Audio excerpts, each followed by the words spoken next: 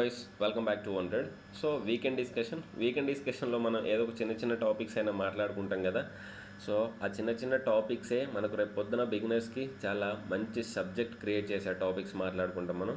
Okay, ఇంత చిన్న topic కదా, ఇది నాకు తెలియదు అంటే చాలా వరకు ఇది తెలియకుండానే మనం ట్రేడింగ్ చేస్తూ ఉంటాం. ఇప్పుడు ఈరోజు చెప్పే టాపిక్ ఏంటంటే క్యాండిల్ స్ట్రెంగ్త్ గురించి మనం మాట్లాడుతున్నాం అన్నట్టు. క్యాండిల్ స్ట్రెంగ్త్ ఎలా ఉంది, ఎంత స్ట్రెంగ్త్, ఏ క్యాండిల్ని బట్టి మనం వాటి యొక్క ట్రెండ్ ఐడెంటిఫై చేసుకోవడానికి పనిచేస్తుంది అనే వాటి గురించి మాట్లాడతాం. నెక్స్ట్ వీడియోలో వాచ్ లిస్ట్ ఎందుకు క్రియేట్ చేయాలి, సెక్టార్ వైజ్లో వాచ్ లిస్ట్ ఎందుకు క్రియేట్ చేయాలి, సెక్టార్ వైజ్గా స్టాక్స్ని ఎందుకు ఫిల్టర్ చేసుకోవాలి అనే వాటి గురించి మాట్లాడితే మనం ట్రేడింగ్ని ఒక ఆర్డర్లో పెట్టుకుంటే మనకి ఈజీగా అర్థమవుతుంది. ఇప్పుడు ఏదైనా ఒక సబ్జెక్ట్ నేర్చుకునేటప్పుడు అంతే కదా, చిన్న టాపిక్ సబ్జెక్ట్ బేస్ నుంచి వెళ్ళిపోతే ఫైనల్గా వచ్చే ప్రాబ్లమ్స్ ఈజీగా సాల్వ్ చేయొచ్చు. అంతేగాని డైరెక్ట్గా 10th చాప్టర్కి వెళ్ళి నేను ప్రాబ్లమ్ సాల్వ్ చేస్తా అంటే చేయలేం. In the same way market కూడా అంతే, మన చిన్న టాపిక్సే నేర్చుకొని రేపు పొద్దున మంచి స్ట్రెంగ్త్ క్రియేట్ చేసుకోవచ్చు. సో టెలిగ్రామ్ గ్రూప్లో నేను ఎప్పుడో ఒక చార్ట్ షేర్ చేశా, మన వాళ్ళని గుర్తు చేయమంటే ఎవరు గుర్తు చేయలేదు, అది నాకే గుర్తొచ్చింది ఈరోజు. సో ఇది దీంట్లో ఏముంది చెప్పుకోవడానికి మీరు అనొచ్చు, కానీ దీంట్లో మనకు ప్రైస్ యాక్షన్ రిలేటెడ్గా మంచి స్టఫ్ ఉంది, అది ఈరోజు మనం డిస్కస్ చేద్దాం. సో పైన చూడండి, పైన బులిష్ స్ట్రెంగ్త్ అని ఉంది కదా, పైన బులిష్ స్ట్రెంగ్త్, అన్ని బులిష్ క్యాండిల్స్ ఉన్నాయి. సో ఏమనుకుంటాం మనం, మొత్తం బులిష్ సైడ్ ఉంటుంది ట్రెండ్ మార్కెట్ అని అనుకుంటాం. కింద బేరిష్ స్ట్రెంగ్త్, బేరిష్ క్యాండిల్స్ ఉన్నాయి. సో ఏమనుకుంటాం, బేరిష్ సైడే ఉంటుంది మార్కెట్, సెల్లర్స్ ఎక్కువ ఉన్నారు పడిపోతుంది అనుకుంటాం. కానీ ఈ కింద స్ట్రెంగ్త్ అనేది ఉంది చూడు, ఈ స్ట్రెంగ్త్ చాలా ఇంపార్టెంట్. ఇవి ఎంత ఇంపార్టెంటో వాటి కింద స్ట్రెంగ్త్ ఐడెంటిఫై చేయడం కూడా అంతే ఇంపార్టెంట్. ఈ స్ట్రెంగ్త్ చూడండి ఎలా పెరిగిపోతుందో ఇలా, సో లేకపోతే ఇలా డౌన్ అయిపోతుంది. ఇన్ ద సేమ్ వే ఇలా డౌన్ అయిపోతుంది అన్నట్టు. సో మీకు అర్థమైంది కదా, ఇక్కడ స్ట్రెంగ్త్ చాలా హెవీగా ఉంది, ఇటు వచ్చే కొద్దీ డౌన్ అయిపోతుంది. ఇక్కడ కూడా సేమ్ స్ట్రెంగ్త్ ఎక్కువ ఉంది, వచ్చే కొద్దీ డౌన్ అయిపోతుంది. సో దీన్ని ఎలా డిస్కస్ చేద్దాం అనుకుంటే, ఫస్ట్ క్యాండిల్ చూడండి, మనం ఒక ఫస్ట్ క్యాండిల్ చూస్తే దీనికి పైన కానీ కింద కానీ ఎలాంటి విక్ లేదు, ఫుల్ హెల్దీ బాడీ లాగా బులిష్ క్యాండిల్ ఉంది. గ్రీన్ క్యాండిల్ హెల్దీ బాడీ, ఎలాంటి వేరే ఎక్స్ట్రా లేవు, విక్స్ లేవు, అంత వీక్ లేదన్నట్టు, చాలా స్ట్రాంగ్ ఉంది. అప్పుడు మనం ఏం చేస్తామంటే దాని స్ట్రెంగ్త్ కూడా స్ట్రాంగ్ ఉంది అంటే ఇది వస్తే బులిష్ ఉండొచ్చు, బయ్యర్స్ ఎక్కువగా ఉన్నారు అని ఎక్స్పెక్ట్ చేయొచ్చు. ఇక్కడ దీనికి వస్తే ఇక్కడ బేరిష్ స్ట్రెంగ్త్ ఎక్కువ ఉంది అని సెల్లర్స్ ఎక్కువ ఉన్నారు అనుకోవచ్చు అన్నట్టు. కింద వాటి యొక్క డెప్త్ చూడండి ఎంత స్ట్రెంగ్త్ ఉందో, ఇక్కడ కూడా సేమ్ అంతే స్ట్రెంగ్త్ ఉంటుంది అన్నట్టు. అంటే ఇవి వచ్చినప్పుడు మనం ఆల్మోస్ట్ ఏ క్యాండిల్ అయితే రిప్రజెంట్ చేస్తుందో ఆ విధంగా ఆలోచిస్తాం, దాంట్లో తప్పులేదు.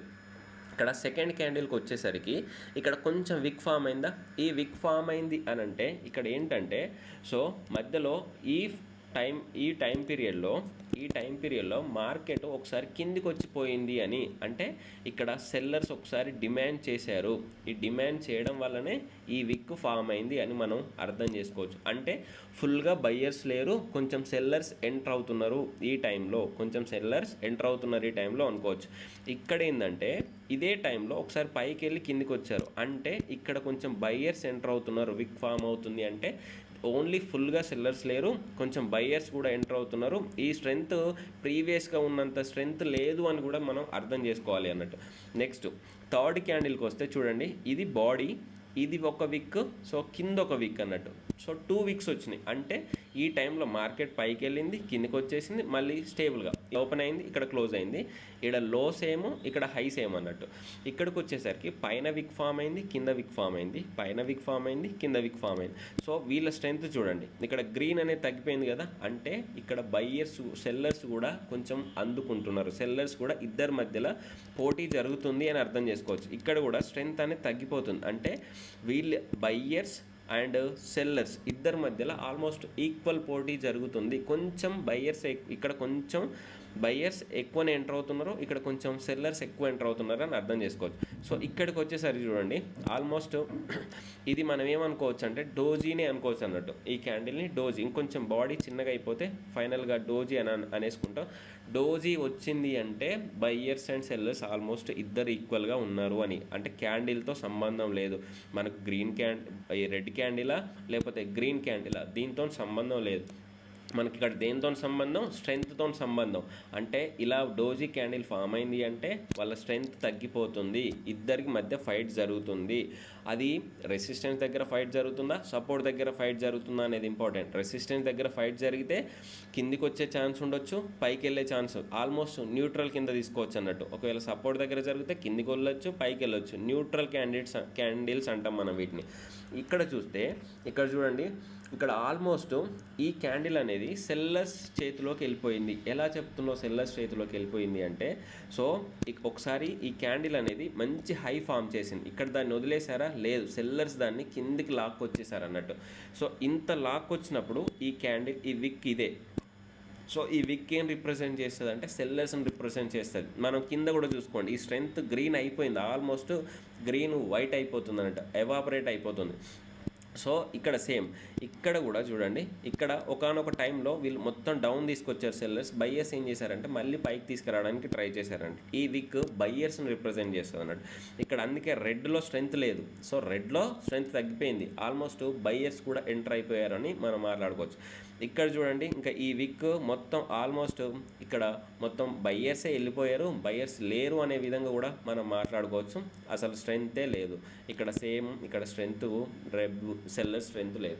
సో వీటిని ఎలా ఐడెంటిఫై చేస్తున్నామంటే, మీకు గుర్తుందా, మనకు నేను అందుకే చెప్పా రెసిస్టెన్స్, ఓకే, సపోర్ట్ ఎందుకు ఇంపార్టెంట్ అంటే ఇక్కడ బయ్యర్స్ ఉంటారు. సో ఇక్కడ బయ్యర్స్ ఉంటారు, ఇక్కడ ఫామ్ అయ్యే క్యాండిల్ ఇదేం వెళ్ళిపోతుంది మధ్యలో, ఓకే, ఇక్కడ సపోర్ట్ దగ్గర బయ్యర్స్ ఉంటారు, ఇక్కడ నుంచి ఫామ్ అయ్యే క్యాండిల్స్ అనేవి చాలా ఇంపార్టెంట్ అని చెప్పా.